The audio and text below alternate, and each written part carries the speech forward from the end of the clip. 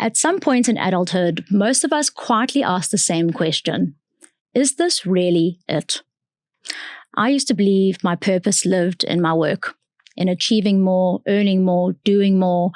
And when burnout took that away, I realized how fragile that definition of purpose really was. That moment pushed me to dig deeper and ask harder questions about meaning beyond success, money, and achievement. Nobody teaches us how to find purpose. We're just expected to know. If you feel lost, behind, or quietly questioning your direction, this conversation is for you.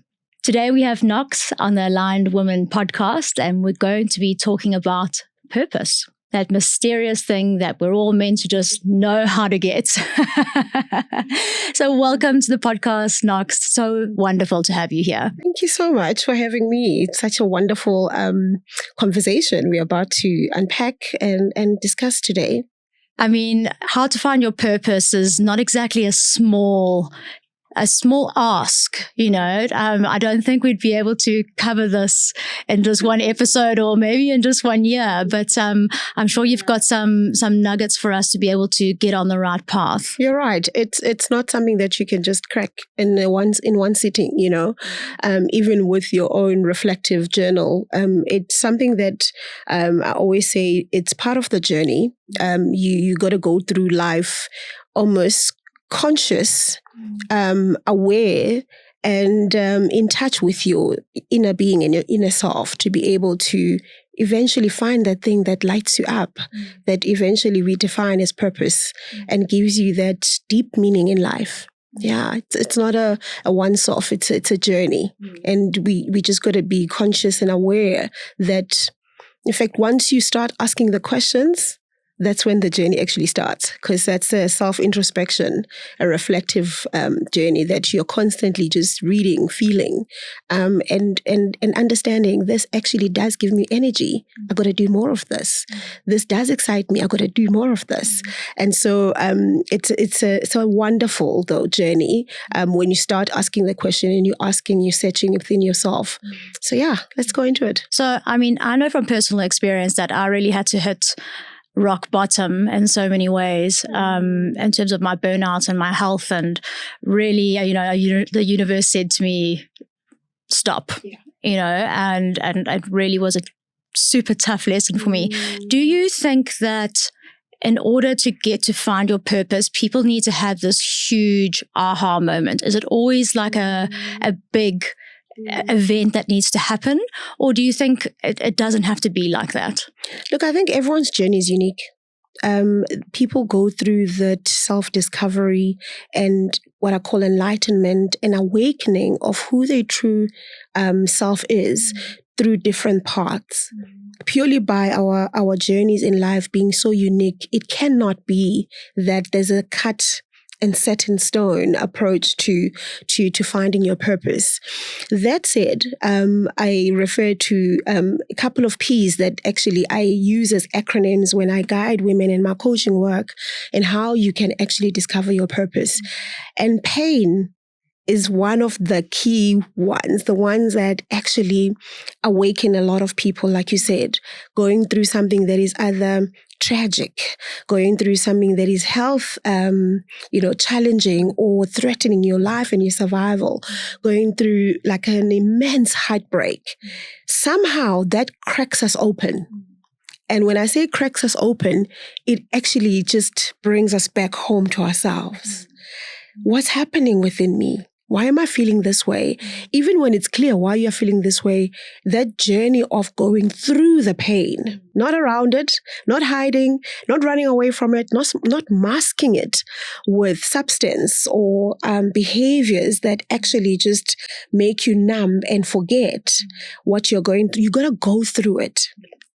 And when you go through the pain on the other side, on the other side of pain often is where you then get that aha moment and enlightenment that says, this is it. I should have gone through it perhaps this way. And that's where you get to harvest certain lessons. Find and define a way that works for you to just keep you aligned in life, at peace, and just fulfilled in the journey that you're going through. And when you go through those lessons, somehow life brings you also people that are either going through the same experiences, have gone through the same experiences, and you find you can be of service to each other. And that's where purpose gets activated. And now you live that every day to either help others journey through that pain that you also experienced, or to find the insights, the lessons when they are also on the verge of what really cracked you open. So pain is one of them. The easiest and the pleasurable is passion. And obviously not everyone has I always say life sometimes throws responsibilities far too early in our lives that we forget about our passions. We forget to play. We forget the things that make the child in you just revel in, oh, life is so good. And somehow when life pauses, in the midst of career changes, you get retrenched. Suddenly you have all the time to feel, to think, to remember the things that used to really just excite you.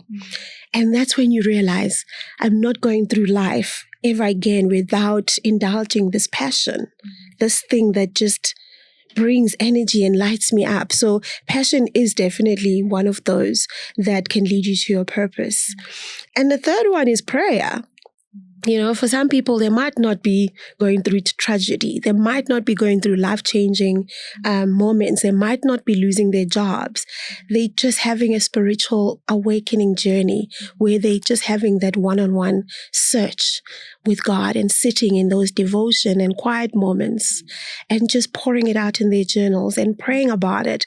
And somehow the light just shines and you go, I've got it. This is going to be the way that I approach my life and helps me be aligned and be fulfilled. So there's those three P's I've found seem to be what guides us to find our purpose. That's an awesome way to remember it, the 3 Ps, you know. I think that's fantastic. What I really liked you saying was the pain part. And it was about going through that pain and really finding yourself in that. And I think a big thing that people don't really talk about enough is the fact that all these people are telling us to do the work. Yeah. All these people are telling us to be better, do better. We live in a society where we are constantly in competition with other people and pitted against each other to be better. And, you know, we're always looking at the next person to try and one up. Yeah. I think the big realization, especially when it comes to pain and trying to fix yourself in air quotes, is that at the end of the day, it's not about becoming a better person. It's about becoming exactly who you always were. Yeah. You know, so it's not about being better. It's about being more you. And the only way to kind of crack open that is through that pain. Yeah. Being able to, the pain is, would you say, the disillusion of who you thought you were. Yeah. That's it. That's an unlearning. That unlearning process is where the journey of healing also begins, right? The unlearning of how you've lived your life based on what others have told you, you know, to do, and how you should live your life and how you should do this work. And it was not a self-defined approach to the success. It was more a imposition by other people. And when you then go through that pain, it is actually a journey of a revelation of who am I? That question, it amazes me how so many adults have not actually found time to answer that for themselves, with themselves. Instead, they listen to a lot of external voices. And so you know the work I do at Bloom Inside Out, it's about the journey from within and then expressing that and then activating that, but coming from that true sense of self, what you value, what is important to you, and then finding and understanding how you want to contribute in this life, in your work, in your family, in your community. So it starts with self before it can become, how do I then want to contribute? And then guided by values. Because then outside of your values that really just define the things that are important to you, you're going to feel misaligned. that's where the unfulfillment comes from. And so, it starts with true self and learning all the other things that we're patching and copy pasting from other people, and really bear yourself open and just remove these layers that come from outside and really find that authentic, true being that you are. I love that. And that third P also, prayer and having a higher power, whatever that is to you, is so important as well. I think, society kind of teaches us about I, me. And when you have that bigger presence in your life, there is something more that is out there. Why do you think that is such a fundamental part to people finding their purpose? Because most of the coaches that, I've done research on and listened to their podcasts, everyone says that, you need to have a higher power. Even in things like AA, for example, one of the biggest things is having a higher power. Why do you think that is so fundamental in helping people with their purpose? I think, from my understanding, coming from my spiritual journey as a Christian, it's so important. I will speak from my personal experience of that, in that believing and knowing that I didn't just drop from A. I have a source of my being. And I truly believe that every single person born, there's a reason that they are here. And the reason comes from the one who created the person. When you look at a car, you create a car for a reason, right? For moving us from, distant spaces from A to Z, there's a reason you design a chair. So that you can rest and you can sit in a more comfortable way. And so I truly believe that the one who creates us, he puts us in a way that I speak about a unique self, a unique mix, the qualities, your personality, the way you see the world, the way you approach certain things, the way you analyze and find, meaning and insights into certain things. So there's this unique mix of, I call it an edge, that only you can do this particular thing that you were created for. And it comes from that of the true mix of who you are. And so it's important to find out from the one that created you, when you made me like this, that candid conversation, what is it that you had in mind for my life? What was the purpose for my life in this world? And that's where you find that you could be in marketing space, but your marketing approach is so unique from everyone else. You could be in an engineering space, but the way you show up, the way you engage with other people, the way you value other people, you pour into other people, the way you journey with others, just defines you uniquely. And someone will say, I've worked with a lot of engineering firms, but the way this firm, because they can sense and they can feel the purpose, the big why the company was even founded.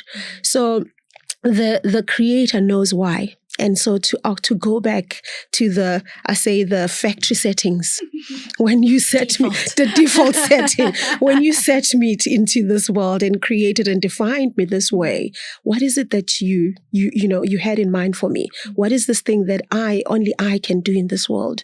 And what is this message that my life collectively, with my entire journey and lived experiences together with who I am? So that collective experience, what is the message that I have for this world to shift and be a better world, and for others to find that joy in their lives and the meaning in their lives as well. So really important to go back to factory setting. Yeah. What was the absolutely, why? Yeah, absolutely love that. Go back to factory settings. When my sausage dog's ears go, the wrong way, I always say, factory settings need to go back to normal.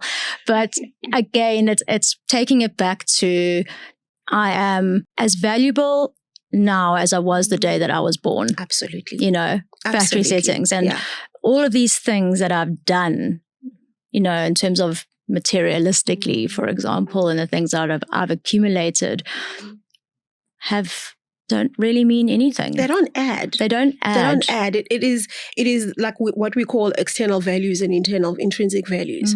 The external values, it's what people want to see, like, oh, she put herself together, wearing this expensive jewelry, driving this expensive car, and just an external way of expressing, I have arrived, or I'm living the life of my dreams, But what you can't also have extremes of that, and your intrinsic values are completely corroded, because then you find these successful people who are just walking around empty and feeling so unfulfilled and ending up doing things that, trying to find, things that will fill this void. And this void is coming from you running away from yourself. You haven't found the true self and defined these values that makes your life feel, I'm full, I'm content, and I love what I do, and I love how I show up in this world for other people.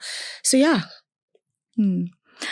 I think when that gap between who you really are and who you are showing up to be in the real world, when that gap becomes too wide, that's when the cracks really start to show. Yeah. What are the telltale signs that you can clearly see this person is not living their truth? Yeah, that's without judgment, but this lady's fake. Big question. No, you're right. I mean, you see by how people are over explaining, how they are over trying, and how they are the behaviors that are not actually good for you, so it's like an obsessive into certain behaviors and experiences that you look and you go, but you are wasting your life away. Or give me an example yourself. Of like things that people do. Like alcohol abuse. That's an excessive behavior where you'd rather be in a drunken state permanently than to truly look at what is going on within you. What is it that you're running away from that, so the substance abuse is indication. And overexerting yourself at work, because you have constantly defining yourself by the achievement and the success, and having to remember and realize that who you are and you being enough doesn't need for you to burn out or go to that extent where you are working 24/7 to then find this meaning that says she's an incredible businesswoman or leader, or she's super successful, to get into those extremes of behaviors that kill us and work against us and take away the health, the wellness, the joy of living this life, and moments to just pause and really just like, life is good. Life is good. I'm doing exactly what, I've self-defined as the important and the things that give me the meaning. And from that, yes, there's joy. But also you can see the impact in other people's lives. So it's those, I'd say, extremes that really just, you can see good. You're running away from self. You're lying to yourself. You're covering up. You're putting this facade. And yeah, you just need to be true to self. Yeah. I think when, especially as a woman in business, we are working still in a man's world, and a lot of women are trying to work like men, and that's why we burn out. So what would you say to women who are tired, burnt out, trying to be the caregiver, trying to be the businesswoman, trying to be all these things, and now we're telling her, no, but now you must also find your passion and your purpose. Like, this is another thing that we've got to add to the list, because you will not be happy otherwise. What are we saying to those women without trying to add something extra to the list? You know what I say is, people say the purpose, passion, discovery is another layer. I don't believe it's performative in that way, that you're adding another job. It is in you taking time to really understand what is it that you value, right? And living your life within those values. And then try as much as you can to live your life guided by those values. Because it's when we are outside of those values that we feel a lot misaligned. So it's the work is in finding the alignment, and the alignment comes from the values being defined, whether at home, whether in the office, whether so if you're saying, I value health and wellness, and it's important that I have time to exercise before I can go and work, be it in this we call the men's world or the business world. You will, schedule your life and everything that you do according to that. And so you communicate with the people that you work with that it is important for me that I do this. So whether you join the team 5 a.m., so you don't have to explain to anybody, right? Or you indicate my lunch is not available because I'm going to hit the gym and refresh and come back to work. Or it is very important. I value my family. I value being there for my children. So I will take, after lunch, I will take 2 hours to do and be there for my child's sports. And then I will make time to make up for that in the afternoon or evening at work. And so finding the kind of companies that, working in spaces where it's your company, you define and you carve where your values can live, you can show up within those values, and then set up the time in a way, like your schedule, in a way that allows you to not feel I'm just being pulled left, right, and center, and I just don't have a moment for myself. And the one thing that for me was also a lesson last year, and I had to relearn that rest is still part of productivity. And I think as women, and especially when you're an A-type personality like me, you find you are always on the what's next, do, go. And to the point that you feel guilty when you are taking time to rest because you're thinking about what I could be doing. God rested. He created this immense, incredible world, and he took a day to rest. And we are just going without resting. And so when you spend time and to understand that resting is an essential part of blooming, it's an essential part of you succeeding, you will actually just take time and not feel guilty. Time away, you're allowed to take time away from family and children. And talk to your husband. Say, I really do need this solo trip, a getaway. So it doesn't mean you're running away, but just moment with myself. I just feel like I'm lost in every other definition and role that I have. Whether you're doing that with your friends, whether you're doing that alone, but to just pause from the roles and the responsibilities to recharge and point to yourself. And so when you're not filling that cup, you can't be serving others. You can't be pouring into all the multiple hats that women wear, from caregiving to running a business, to being there for your friends, to being there for your children.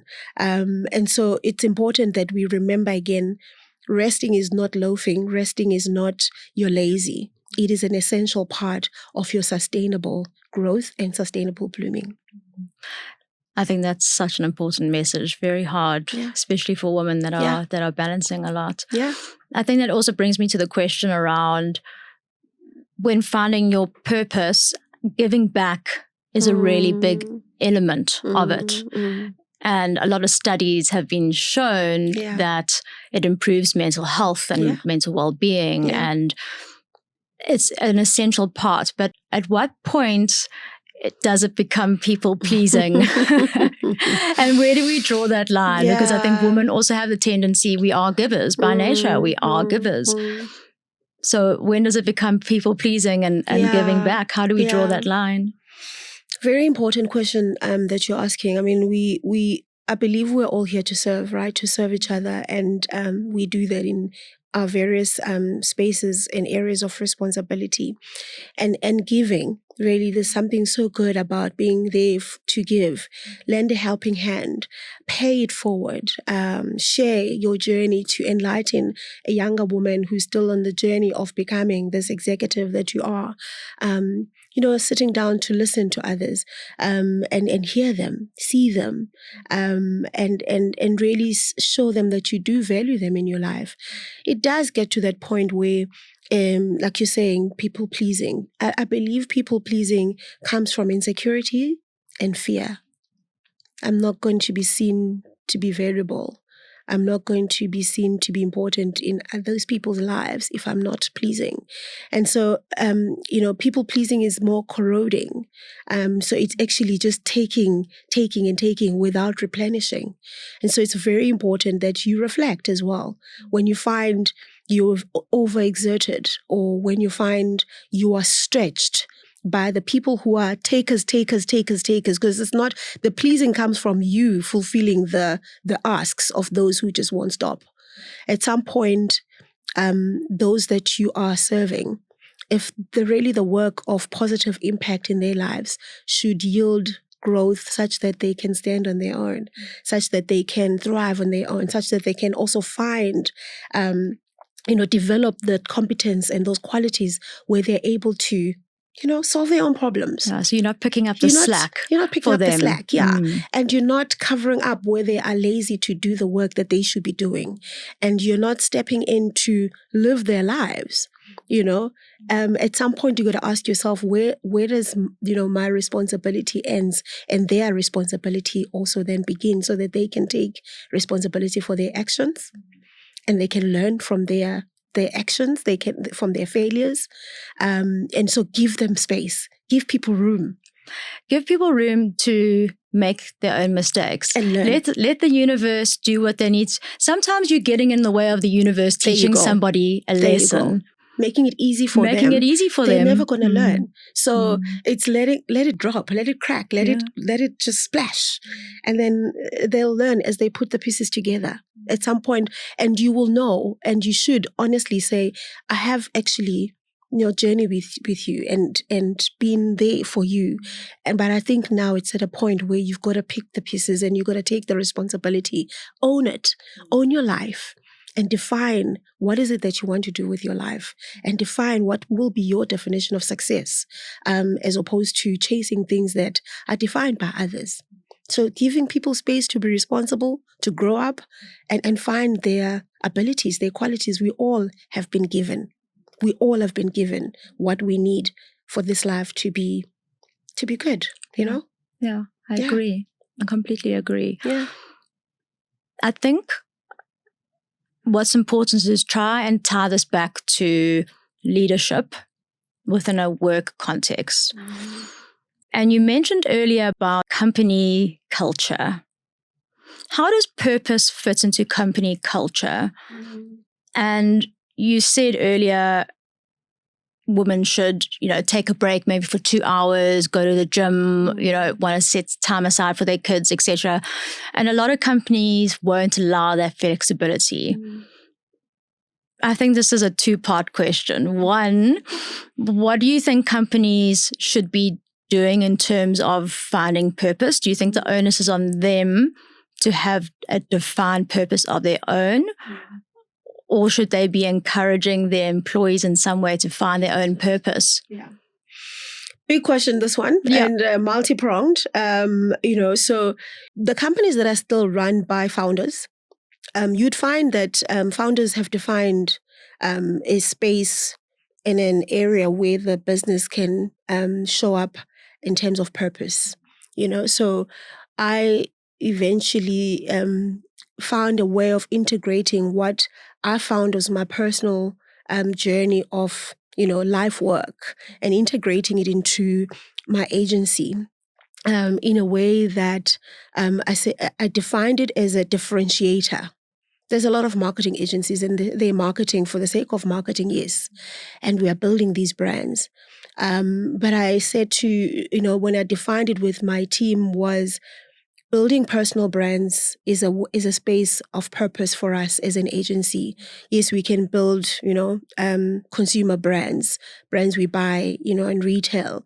But the most life impacting and growth inspiring is to help women, especially female founders of small businesses, find and define their purpose, their brands as a way to unlock their growth. So when we look at our work holistically in the agency, is building personal brands, yes, is the one of the elements, but building obviously business brands, corporate brands as in consumer brands. We found that the Bloom Inside Out work is where we are able to, when a female owner comes into the office, we're able to actually see there's also personal work that needs to be done so that a founder is not standing in the way of the success of the business, right?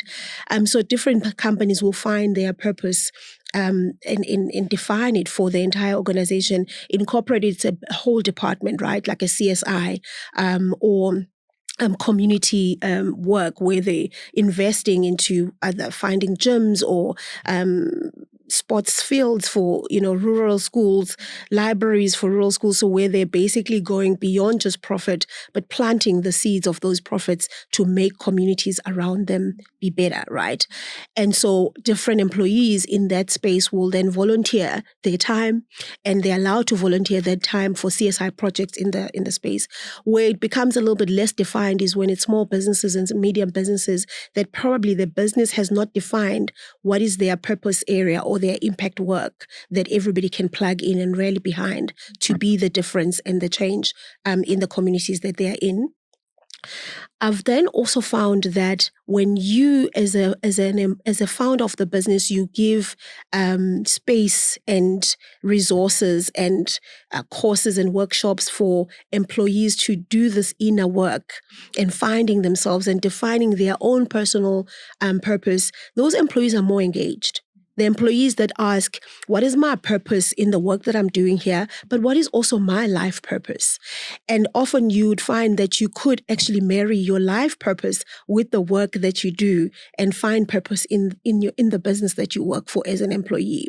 So it's a lot of asking the question, what is my purpose in the work? What is so meaningful? What did I find meaningful? What brings me joy about the work that I do? And find purpose in your business, or find purpose as an employee in your workspace.